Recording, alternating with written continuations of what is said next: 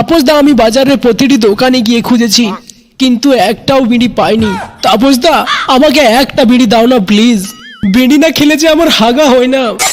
তুমি কি চাও আমি না হেগে আমার পেটে গ্যাস উঠে আমি মারা যাই? इसकी गारंटी मैं नहीं दे सकता। একটা বিড়ি দাও তাপস দা, একটা বিড়ি।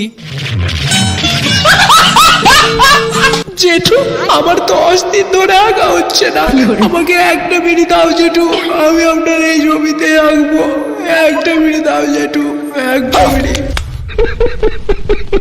যদি একটা বিড়ি চাও তাহলে তোমায় মাঠে আঁকতে হবে, যদি দুটো বিড়ি চাও তাহলে তোমায় জলের বোতলে বিচুটি পাতা দিয়ে ছোঁচাতে হবে, যদি এক বান্ডেল বিড়ি চাও তাহলে তোমার হাগা তোমাকে খেতে হবে।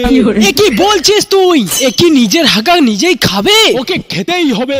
ওর বাবা মাঠে আগে ঘেন্না করে, মাঠে আগা লোকেদের অপমান করে, সেই অভদ্র করে বিড়ি চাইতে এলে ওকে অভদ্র হতে হবে, তবেই ও বিড়ি পাবে। জিজ্ঞেস করো ওকে পারবে কিনা। नहीं পারবো, আমি বিড়ি খাওয়ার জন্য সব কিছু করব। সব কিছু করবো মানে এটা এসি বাথরুমে হাগার মতো নয়, মাঠে জলে পুড়ে রোদে ভিজে হাগু করতে হবে।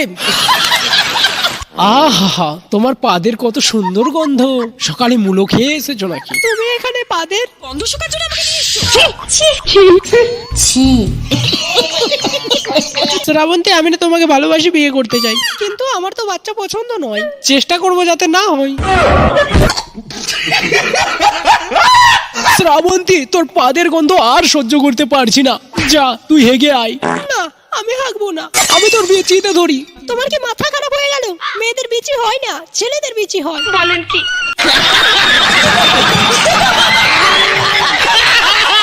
সো গাইস যদি তোমরা ভিডিওটি শেষ অবধি দেখছো তাহলে প্লিজ ভিডিওটিকে লাইক করে চ্যানেলটিকে সাবস্ক্রাইব করে দাও, কারণ দেখো কত রাত হয়ে গেছে আর আমি একলা পাগলের মতো ভিডিও বানাচ্ছি। জ্বালা ভূতে ধরলে মরবো, ভিডিও কি সব চলে যাবে।